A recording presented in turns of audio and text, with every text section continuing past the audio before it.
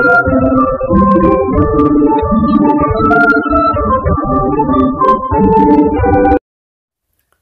everyone, welcome back to my channel MS Study for CBSE pattern. Today I am going to start chapter 7 fraction exercise 23 and this is the part 2 because part 1 में हम already exercise 22 तक complete कर चुके हैं. So इसमें question है आपका which of the following fractions are in simplest form. Simplest form means short form. It means जो भी fraction आपको दे रखे हैं आपको देखना है कि क्या हम उनको further किसी same table से divide कर सकते हैं. अगर डिवाइड कर सकते हैं तो वो सिंपलेस्ट फॉर्म में नहीं है और अगर डिवाइड नहीं हो रहे हैं तो वो सिंपलेस्ट फॉर्म में है. ठीक है, जैसे 21 एंड 40 क्या दोनों किसी सेम टेबल में आते हैं? नहीं आते हैं, तो ये क्या है? सिंपलेस्ट फॉर्म में है, तो इन पे हम क्या करेंगे? टिक लगा देंगे. उसके बाद है आपका 24 एंड 35 क्या ये दोनों किसी सेम टेबल में आते हैं? आई थिंक नहीं आते हैं, तो ये भी क्या है आपका? सिंपलेस्ट फॉर्म में है. उसके बाद 15/20 ये दोनों आपके 5 के टेबल में आते हैं, तो ये क्या है? सिंपलेस्ट फॉर्म में नहीं है. उसके बाद 36/81 ये दोनों आपके 3 के टेबल में आते हैं, इसलिए ये भी सिंपलेस्ट फॉर्म में नहीं है. नेक्स्ट है 24/57. ठीक है, तो 24 एंड 57 दोनों ही 3 के टेबल में आते हैं, इसलिए ये सिंपलेस्ट फॉर्म में नहीं है. एंड नेक्स्ट है 28/39. 28 एंड 39 किसी भी सेम टेबल में नहीं आते हैं, इसलिए ये सिंपलेस्ट फॉर्म में है. ठीक है, नेक्स्ट क्वेश्चन है reduce each of the following fractions to simplest form. ठीक है, इनको जो भी फ्रैक्शंस में दे रखे हैं इन्हें सिंपलेस्ट फॉर्म में लेकर आना है. तो सबसे पहले हम अपना फ्रैक्शन लिख लेते हैं 9/27. उसके बाद हम देखेंगे क्या ये किसी सेम टेबल से कट रहे हैं. तो देखिए 2 के टेबल में दोनों ही नहीं आते हैं, तो 3 के टेबल पे जाएंगे. 3 के टेबल में 9 आता है 3 टाइम में एंड 27 आता है 9 टाइम में. फर्दर 3 और 9 3 के टेबल में आते हैं.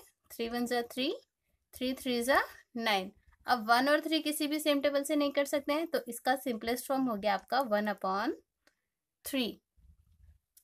8th क्वेश्चन है 16/24. तो पहले हम क्या करेंगे? अपना फ्रैक्शन लिख लेते हैं.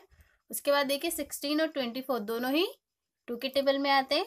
2 8 ज़ा 16, 2 1 ज़ा 2, 2 2 ज़ा 4. उसके बाद 8 और 12 ये अभी भी 2 के टेबल में आते हैं. 2 4 ज़ा 8 एंड 2 6 ज़ा 12. 4 और 6 फिर से 2 के टेबल में आते हैं. 2 2 ज़ा 4 एंड 2 3 ज़ा 6. नॉट 2 एंड 3 जो है ये सेम टेबल में नहीं आते हैं, तो हमारा यहाँ पे जो सिंपलेस्ट फॉर्म है वो 2/3 है. नेक्स्ट है 42 एंड 48. तो अब हमें क्या करना है? 42/48 लिख लेना है.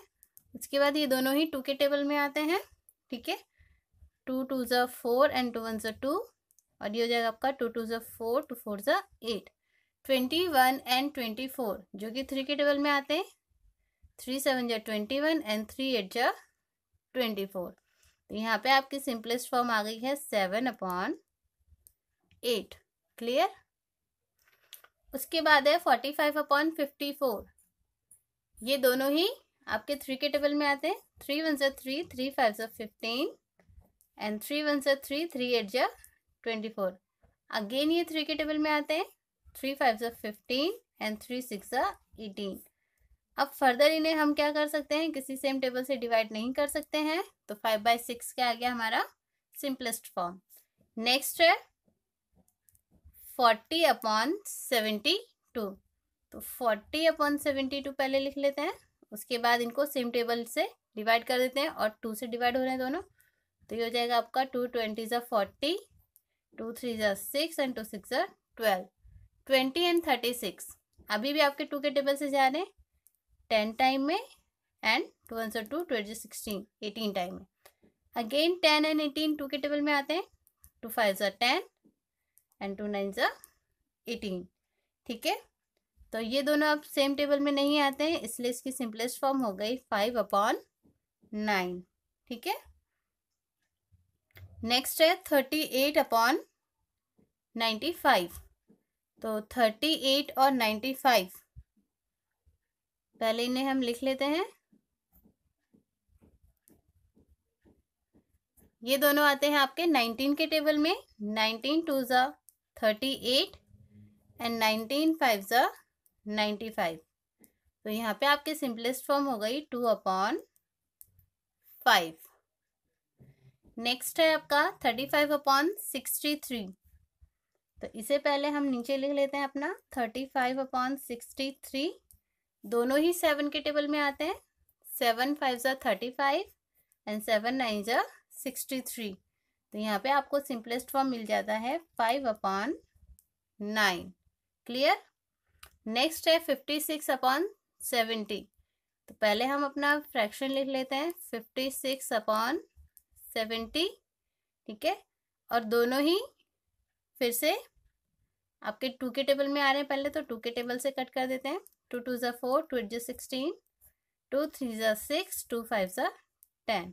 ठीक है, इसके बाद ये दोनों आ रहे हैं 7 के टेबल में। 7 4 ज़ा 28 एंड 7 5 ज़ा 35। तो यहाँ पे जो आपका सिंपलेस्ट फॉर्म निकल कर आया है वो है 4/5। नेक्स्ट है 64/80। तो ये हो जाएगा आपका 64 एंड 80। 2 के टेबल में आते हैं दोनों। 2 3 ज़ा 6, 2 2 ज़ा 4, 2 4 ज़ा 8 एंड 0।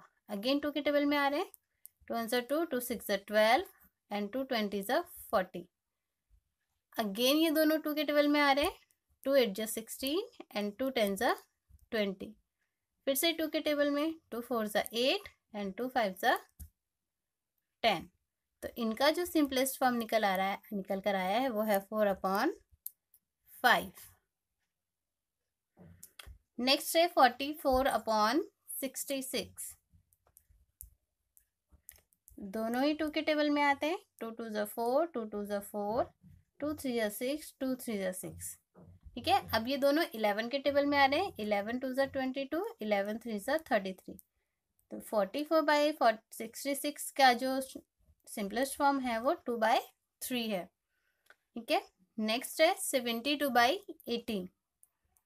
तो 72 एंड 80 दोनों ही 2 के टेबल में आते हैं। 2 3 ज़ा 6, 2 6 ज़ा 12 एंड 2 40 ज़ा 80। अगेन ये दोनों 2 के टेबल में आ रहे हैं। 2 1 ज़ा 2, 2 8 ज़ा 16, 2 2 ज़ा 4, 0। ठीक है, अगेन 2 के टेबल में 2 9 ज़ा 18 एंड 2 10 ज़ा 20। अब ये दोनों सेम टेबल में नहीं आ रहे हैं, तो हमारी सिंपलेस्ट फॉर्म आ गई 9/10। नेक्स्ट है 51/68। तो 51 एंड 68 ये दोनों ही आपके 17 के टेबल में आते हैं। 17 3 ज़ा 51 एंड 17 4 ज़ा 68। तो इसकी सिंपलेस्ट फॉर्म आ गई आपकी 3/4। उस एक्सरसाइज के बाद अब आपका नया टॉपिक है कंपैरिजन ऑफ फ्रैक्शन। ठीक है, फ्रैक्शंस जो हैं वो अलग अलग टाइप के होते हैं, like fraction, unlike fraction, mix fraction. ठीक है, तो देखते हैं improper fraction and proper fraction, है ना। तो कंपैरिजन ऑफ फ्रैक्शंस में सबसे पहले comparison of fractions with like denominators and unlike numerators. ठीक है, यानी कि लाइक डिनोमिनेटर हो और न्यूमरेटर्स जो हो अनलाइक हो, मीन्स अलग अलग हो। तो उसके लिए हमें क्या रूल देखना है। Out of the two given like fractions, the one having greater numerator is greater. It means अगर हमारे पास like fractions हैं और उनमें न्यूमरेटर्स अलग अलग हैं, तो जिसका न्यूमरेटर बड़ा होगा एक्चुअल में वही फ्रैक्शन भी बड़ा होगा। जैसे यहाँ पे देखिए 4/7 और 2/7, इन दोनों में से कौन सा बड़ा होगा? 4/7, बिकॉज डिनोमिनेटर्स तो हमारे सेम है। अब न्यूमरेटर में कौन सा बड़ा है वो हमें देखना है। ठीक है, तो एक्चुअल में वही बड़ा होगा। इसके बाद 9/13 और 6/13 में 13 यानी कि डिनोमिनेटर सेम है, तो न्यूमरेटर में जो बड़ा होगा एक्चुअल में वही फ्रैक्शन बड़ा होगा। ठीक है, नेक्स्ट है arranging some given like fractions in ascending और डिसेंडिंग ऑर्डर। अगर हमें कुछ लाइक फ्रैक्शंस गिवन है और उन्हें हमें असेंडिंग या डिसेंडिंग ऑर्डर में लगाना है, तो हमें उसके लिए क्या रूल फॉलो करना होगा, देखते हैं। 3 or more like fractions can be arranged in ascending or descending order by arranging their numerators in ascending or descending order respectively. It means अगर हमें like fractions given है तो हमें क्या करना है, like fraction में आपके डिनोमिनेटर्स जो होते हैं वो सेम होते हैं और न्यूमरेटर्स जो होते हैं वो अलग होते हैं। तो न्यूमरेटर को असेंडिंग ऑर्डर में रख देंगे तो हमारे फ्रैक्शन जो है वो असेंडिंग ऑर्डर में अरेंज हो जाएंगे, और अगर डिसेंडिंग ऑर्डर में रखना है तो न्यूमरेटर्स को डिसेंडिंग ऑर्डर के अकॉर्डिंग रख देंगे, क्योंकि डिनोमिनेटर्स तो हमारे सेम है ही, ठीक है, तो वो डिसेंडिंग ऑर्डर में अरेंज हो जाएंगे। नेक्स्ट टॉपिक है comparison of fractions with like numerators and unlike denominators. ठीक है, अब यहाँ पे क्या करना है, न्यूमरेटर्स लाइक होंगे यानी कि एक जैसे होंगे, बट डिनोमिनेटर्स अनलाइक होंगे। बोल रहे हैं रूल इसके लिए है, out of the given fractions with same numerator the fraction with smaller denominator is greater. Means जिसका डिनोमिनेटर छोटा होगा, स्मॉल होगा, वही बड़ा होगा फ्रैक्शन। ठीक है, जैसे एग्जाम्पल में यहाँ पे देखिए 3/5 एंड 3/7, तो 3 और 3 यहाँ पे इक्वल है, बट यहाँ पे अब हमें देखना है कि किसका किसका डिनोमिनेटर जो है वो छोटा है, एक्चुअल में वही फ्रैक्शन बड़ा होगा। ठीक है, नेक्स्ट वाले में जैसे 5/11 एंड 5/16, तो यहाँ पे किसका डिनोमिनेटर छोटा है, 11 वाला, तो एक्चुअल में वही फ्रैक्शन ग्रेटर होगा। 7/10 और 7/12 में 7/10 ग्रेटर होगा। क्लियर। अब हमारा ये आती है एक्सरसाइज 24। इसमें फर्स्ट क्वेश्चन है which is the greater fractions in each of the following pairs. तो इन पेयर्स को देखने से पहले हमें ये देखना है कि ये लाइक है या नहीं है, तो लाइक है। ठीक है, इनमें डिनोमिनेटर्स जो है वो सेम है। ठीक है, यानी कि like denominators and unlike numerators. तो इसमें हमें क्या रूल दिया था कि अगर डिनोमिनेटर सेम है तो ग्रेटर न्यूमरेटर वाला जो फ्रैक्शन है वो ही बड़ा होगा। ठीक है, तो जो बड़ा है उस पर हम टिक लगा देते हैं। वैसे यहाँ पे 4/7 और 6/7 में कौन सा बड़ा होगा, 6/7। 7/9 एंड 5/9 में 7/9 बड़ा होगा। 8/13 एंड 11/13 में 11/13 बड़ा होगा। 13/27 एंड 23/27 में 23/27 बड़ा होगा। 17/21 एंड 20/21 में 20/21 बड़ा होगा। नेक्स्ट क्वेश्चन है which is the smaller fraction in each of the following pairs. अब हमें क्या करना है, स्मॉलर फ्रैक्शन देखना है। तो यहाँ पे देखिए लाइक डिनोमिनेटर्स दे रखे हैं, आई मीन न्यूमरेटर्स लाइक है, डिनोमिनेटर्स क्या है, अनलाइक है, और हमें स्मॉलर फ्रैक्शन निकालना है। तो स्मॉलर फ्रैक्शन कौन सा होगा, जिसमें डिनोमिनेटर क्या होगा, ग्रेटर होगा। ठीक है, तो जिसमें डिनोमिनेटर ग्रेटर हो वो हमारा स्मॉलर फ्रैक्शन होगा। तो 1/5 हो गया इसमें, 5/6 और 5/7 में 5/7 हो गया। 4/9 और 4/7 में 4/9। 7/10 और 7/13 में 7/13। 8/9 और 8/11 में 8/11। 6/7 और 6/5 में 6/7। ठीक है, नेक्स्ट क्वेश्चन है हमारा arrange the following fractions in ascending order. ठीक है, अब देखिए ये जो क्वेश्चन हमें दे रखा है 9/11, 3/11, 7/11, 6/11 एंड 10/11, इसमें डिनोमिनेटर्स क्या है, सेम है, यानी कि लाइक फ्रैक्शंस हैं ये। तो अब हमें क्या करना है, जब लाइक फ्रैक्शन हमें दे रखा हो तो हमें जो न्यूमरेटर्स हैं उनको असेंडिंग ऑर्डर में रख देना है, तो हमारा जो फ्रैक्शंस हैं वो ऑलरेडी असेंडिंग ऑर्डर में हो जाएंगे। तो सबसे छोटा यहाँ पे 3 है, तो ये लिखेंगे 3/11। उसके बाद 6 है तो 6/11। उसके बाद 7 है तो 7/11, देन 9/11 एंड लास्ट में 10/11। ओके, बी वाले में देखिए 8/15, 2/15, 11/15, 7/15 एंड 13/15। यहाँ पे भी समय 15-15 दे रखा है, इट मीन्स डिनोमिनेटर सेम है। तो न्यूमरेटर्स को हमें क्या करना है, असेंडिंग ऑर्डर में अरेंज करना है। 2/15, उसके बाद 7/15, उसके बाद 8/15, उसके बाद 11/15 और लास्ट में 13/15। ठीक है, सी वाले में भी देखिए सबके डिनोमिनेटर सेम है, तो न्यूमरेटर्स को असेंडिंग ऑर्डर में रख देंगे। सबसे पहले आ जाएगा आपका 3/19। 3 के बाद आपको यहाँ दे रखा है 5, तो 5/19, then 7/19, after that 11/19 and last में 13/19। ठीक है, और इसका डी पार्ट में आपको देखिए डिनोमिनेटर्स सेम है, 25, 25, 25, न्यूमरेटर्स अलग अलग है। तो इसे भी हमें क्या करना है, असेंडिंग ऑर्डर में रखना है। तो सबसे छोटा न्यूमरेटर जो है वो 9 है, तो उससे पहले रखेंगे हम 9/25, 9 के बाद आपको दे रखा है 11, तो 11/25, 11 के बाद है 12, तो 12/25, 12 के बाद है 13, 13/25 और लास्ट में आपको दे रखा है 23/25। Number 4, arranging the following fractions in descending order. ठीक है, डिसेंडिंग ऑर्डर में लगाना है और इसमें आपको क्या दे रखा है, numerators same and in denominators अलग अलग है। तो डिसेंडिंग ऑर्डर में लगाने का मतलब क्या है, जिसका न्यूमरेटर सबसे छोटा और जिसका डिनोमिनेटर सबसे छोटा होगा एक्चुअल में वही सबसे बड़ा होगा, तो हम उसी के अकॉर्डिंग रखते हैं।